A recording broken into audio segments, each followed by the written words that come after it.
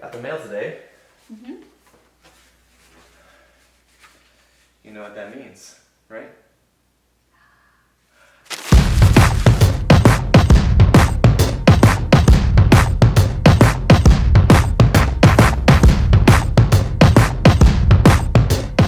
It's mail time! Thanks everybody for joining in. It's episode 2. I clapped and then you clapped. I did that on purpose. Nice, clap, clap, because it's episode 2. 2 claps for episode 2. That's for you, Megan. All right, Coach Megan. Anyways, so on to episode 2. We had a lot of great questions come in this week, and 2 popped out in terms of workouts for specific body parts, making those body parts look better, and the good old intermittent fasting. So we're gonna address those questions today because you sent that mail in, and we're gonna answer those questions. Yes. I got a nice little quarantine beard. It keeps on growing. Oh, it does. Oh yeah, growing. Should I shave it off after? No. Okay, she likes the beard, so keeping the beard. Mm-hmm. I might trim up the hair though. That's why I keep it stuck in the helmet. You know, just maintenance right now. Maintenance is what it's about. Mm-hmm. So, anyways, let's get into some questions. This is how our last mail time turned into 32 minutes. Yeah, right. Hey, it was good stuff though. Yeah. We talked about motivation. We talked about detox diets and the point of the detox diets and how they can be really good and how sometimes they can be a little dangerous at times too. Mm-hmm. But I felt like last week's episode was very insightful. I really enjoyed your 4 points for motivation, and that was really good and really, really helpful. And I'm sure, and we actually had a lot of people saying how helpful it actually was. And we actually had people sending us in messages being like, oh my gosh, you know, now I'm doing this or that with motivation and helping myself stay motivated using those practices. So that's awesome. Way to go. Yay. Woo, up top. There you go. We can high five because we're married. Yeah. All right, so a couple of questions came in about, you know, workouts to target certain body parts. Mm-hmm. Now, when I typically get questions like this, typically I point them in the direction of what is your actual meaning behind it, right? I want a workout that's going to target my lower abs, or I want something that's going to help shape up the lower part of my tummy. We actually had another question that was how can I help reduce the fat that's in my arm or around my armpit area, right? And those are really great and valid questions. Mm-hmm. But really, truly, if we want to break it down, we can break it down into two parts, really. So answer A is yes, there are different exercises to target those areas that you can use. The other side of it is if you're asking for on a simple question and quest of figuring out how to reduce the fat in that areas, it may not be as simple as just doing an exercise in that area. Mm-hmm. A lot of it is going to be your diet. And there's a big phrase going around that says you can't outwork a bad diet. Boom, say it again for the people in the back. You can't outwork a bad diet. Do you think they heard me? Think so, I think Okay. so. Yeah, if you were wearing headphones in Starbucks or outside of Starbucks, staying 6 feet apart, the people 6 feet away from you probably heard it. So your diet and your exercise are supposed to work together. Naturally, if you want to get rid of fat in certain areas, I hear lower abs a lot, I hear the tricep area a lot, like this skin under here, right back here. It's going to be a 2-part thing. One is building that muscle in that area, and 2, if you have excess fat, it's kind of hard for your muscle to show through or for that skin to kind of pull back in the way it's supposed to if there's extra fat in the area, which again relates to your diet. A lot of people will joke saying, I'm hard as a rock, I'm just covered by a little bit of topsoil. So that topsoil is... I love that.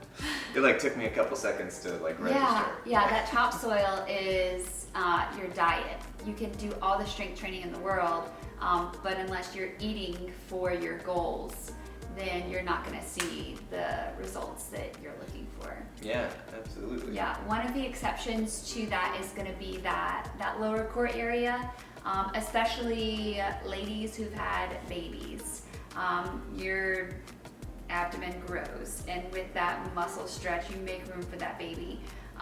So it might not even be a diet thing in that case. Diet is always good, but it might not be specifically a diet thing. It could be a postural thing or a deep core muscle thing. So you have your top ab muscles that run from the top and down. That's called your rectus abdominis, and those are the ab muscles that people see. But underneath you have your transverse abdominis, and that runs across like this. So if that isn't tight, everything else is gonna kind of sit out like this. So when you work from the inside out, if you get that transverse abdominis to close and pull in just like that, then naturally your rectus abdominis that sits on top of it is gonna pull in as well. That goes for your lower core, the lower abs as well. But when training your core, it's important to train your entire core and to understand your core isn't just your abs. It's everything that pretty much goes from here all the way down to your mid thighs. You have those inner thigh muscles that connect all the way up. I know. So saying exercises that target your lower abs or that target a certain thing isn't gonna mean much unless you're training all parts of it together, because your body is one big system. Fitness people, we call it your kinetic chain. And that's basically the way that your body moves together. It all works together. And if one part of your kinetic chain is off, that's gonna affect something else down the line. So let's say my shoulders are really tight and I tend to fall forward. I'm gonna feel that in my lower back, and it's gonna work its way down my body to create muscle imbalances. So it's important to train all parts of your body so that they're trained evenly, equally, and that you are strong overall. And again, posture, a lot of people have that anterior pelvic tilt, which means their lower back arches and their hips kind of fall forward. That can create that little pooch down at the lower abs that a lot of people are talking about. Because when that happens, when your back is arching, your hip flexors become overactive, and your lower back kind of takes the load of a lot of things.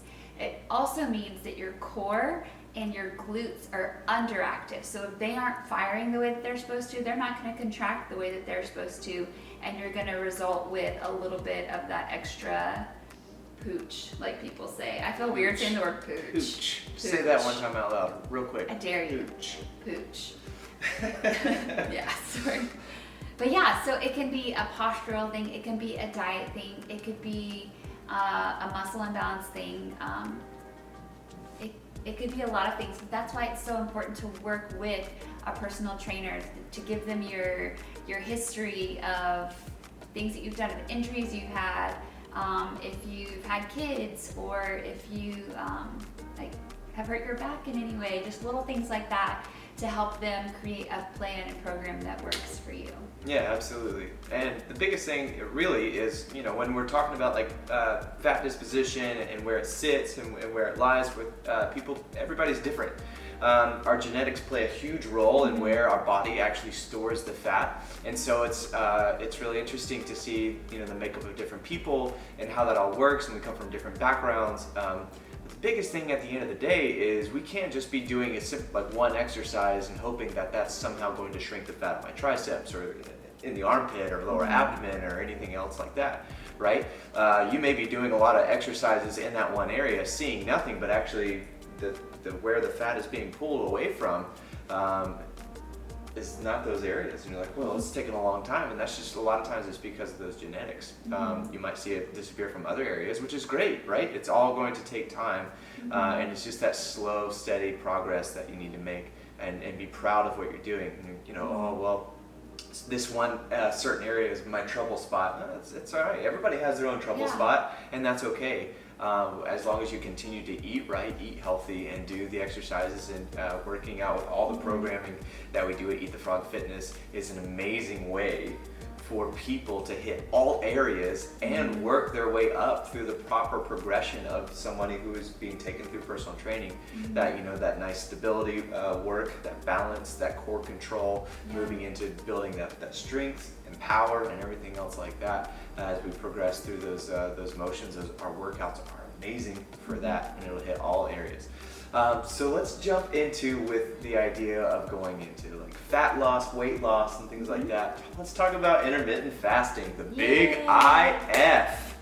Woo! Yay! Big IF. So what is let's just, for someone who's never heard of intermittent fasting, what is it? Intermittent fasting basically means that you restrict the time frame in which you eat. So a lot of times people will pick like, I'll eat from noon until 8 p.m. or something like that. And then the rest of the time they're fasting. They could do water, they can do black coffee, I believe. Anything, essentially no calories are coming in. No calories. The biggest, again, like she said, it's an 8-hour or 12-hour window typically that you're doing your fasting, your period of actually eating. Your eating window is 12 to 8 hours, and then everything outside of that is actually not eating.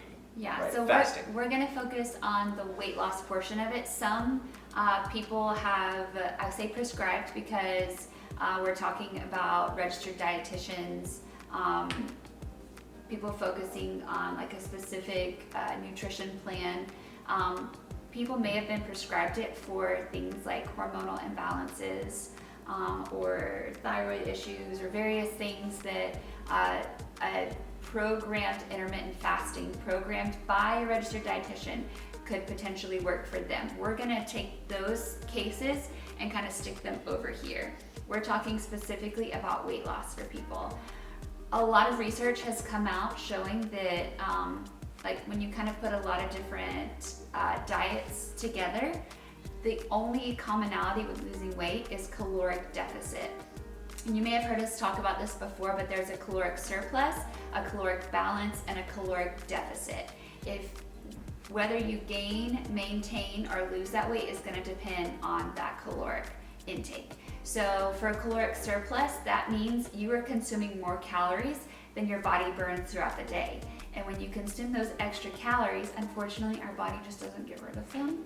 Our body absorbs them and takes them in and stores them in the form of fat.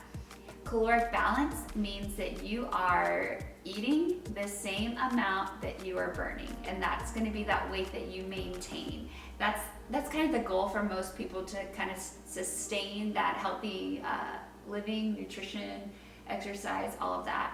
And then caloric deficit is where we're going to lose weight. It means we're consuming less calories than we are using. And we don't want to go in an extreme in either direction. Like when you're trying to build muscle, you have to be in a caloric surplus because your body can't build muscle from nothing. It has to have those extra calories in order to create new muscle cells, new muscle fibers for you. And then caloric deficit. You can't lose weight unless you are in some kind of deficit. It could be a deficit by 50 calories, 100 calories. We don't want you going too far in one direction because that can have its own effects.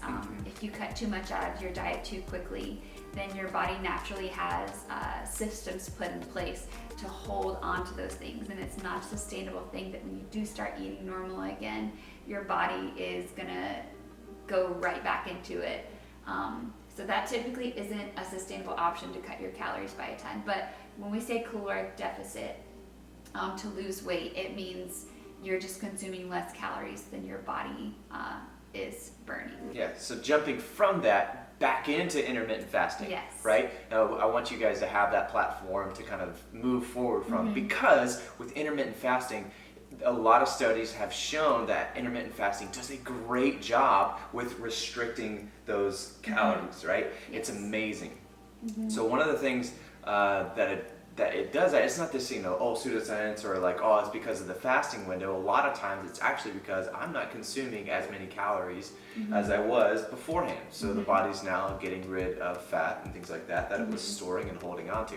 Now there is a lot of research coming forward that things with people, not eating a lot at night and doing different things like that has been showing a great impact. But a lot of those cases and those studies are because someone was taking a half a quart of ice cream. beforehand, then change their diet up, and now they're only eating through a certain window, and they're choosing healthier foods. Which, is it the healthier foods, or is it the removal of the eating the ice cream at the end of the night? Yes, and right, it's both of those. So intermittent fasting, if I were to say, hey, what's something good for me? If you want to try it, if it's encouraging you to switch up your plan to go from unhealthy to healthy eating, then go for it, right? Spend those 12 hours or 8 hours in that window of eating, eat your calories, and then go on. Try to remove as much of excessive snacking as you can. And then see if that encourages you. If you're able to function really well off of that, great. Stay with it. But the biggest thing, and we've said it before in the last episode, is it has to be sustainable. Otherwise, it's not really going to work in the long run. We can have it go on for about a year, but if we go back to our old habits and do that for 3 years, we're going to go back to where we started. And that's not the goal of this. The goal isn't short term. The goal is long term sustainable eating plan. But if intermittent fasting is something that really works for you, it works for your lifestyle, and you can skip breakfast, so to speak, and grab your cup of coffee and get on the road and not have to worry about eating until 11 a.m. and then your window closes at 7 p.m. Cool, great. Go for it. You're naturally going to consume less calories when you have less time to eat. And also, we talked about it before, it puts the mindfulness back in your eating, because you always have to check the time to see, can I eat during this time? And then you're going to remember what you eat. It also takes a little more planning to make sure that you eat within your window. So there's just a little more thoughtfulness behind what you're eating while you're practicing intermittent fasting. So like Michael said, if you want to try it, then go for it. Just make sure that your fasting window, or that your eating window, is 8 hours or more. So we do not want you to fast for longer than 16 hours, because there's 24 hours in the day. So make that fasting window less than 16 hours and your eating window at least 8 hours. Any time spent, sorry, my brain. It's okay. Do I need to help? Yeah, oh, thank you, yes. Okay, perfect. Oh, that worked. So if you give yourself less than 8 hours to eat and you're working within that time frame, studies have shown it messes with your hormones. It can actually create hormone imbalances instead of trying to alleviate some of the issues that we try to fix by creating a healthy nutrition plan for ourselves. So if you do try it, that is our one thing. Make sure your eating window is at least 8 hours, if not more. Absolutely. And intermittent fasting isn't a free pass, right? I think I had a client one time who was we were doing a lot of one-on-one training. He was very consistent, and he came to me after about a month. He was like, I'm doing intermittent fasting. I'm seeing all these results from other people, but I'm seeing nothing. And I'm like, well, what you're doing intermittent fasting, what are you actually eating? And he listed off all the things, and I started to pry a little bit about the snacking and the alcohol consumption and all that stuff. And I was like, dude, you're not like an intermittent fasting. You're consuming more calories than you're burning. And it's not a free pass. It's not a magic pill because you're not eating for 12 hours or 16 hours. It doesn't mean you get a free pass to eat whatever you want. So that's one of my biggest things that I've seen with intermittent fasting, where people who make it work and they've seen results from it are actually eating and making good choices and healthier choices in their foods. And that's the key. It's not like, I can go eat that ream of Oreos real quick, bringing call back to episode 1 with our Oreos. But I have 7 minutes left to eat. Let's do this. Yeah, right. It's like, I'm gonna snack and consume. But the biggest thing, really, again, is that caloric surplus, caloric deficit, caloric balance. And again, you're not getting a free pass if you're using intermittent fasting. It's not a magic pill. It creates structure. Yeah, like we said before, you can't outwork a bad diet or nutrition plan, whatever, right? You can't outwork it. Can't do enough sit-ups, can't do enough push-ups, can't do enough tricep dips, but go for that. I like that. Go for it. Good. I like that voice. Do it again. Oh, my Edith Ann voice? Okay, maybe not. Maybe not for the viewers. It's too early on. Yeah, we need to get them warmed up too. I wonder if people know who Edith Ann is. If you know who Edith Ann is, and if you watch this entire episode all the way through to see this moment, comment below. Let us know that you've seen Edith Ann, or at least gone and looked up a YouTube video. She doesn't kill our impression. Okay. Anyways, I think in some of that mail that we threw away or threw at you guys was a part of the US Census, and we probably need to find that. So, I was just trying to segue out.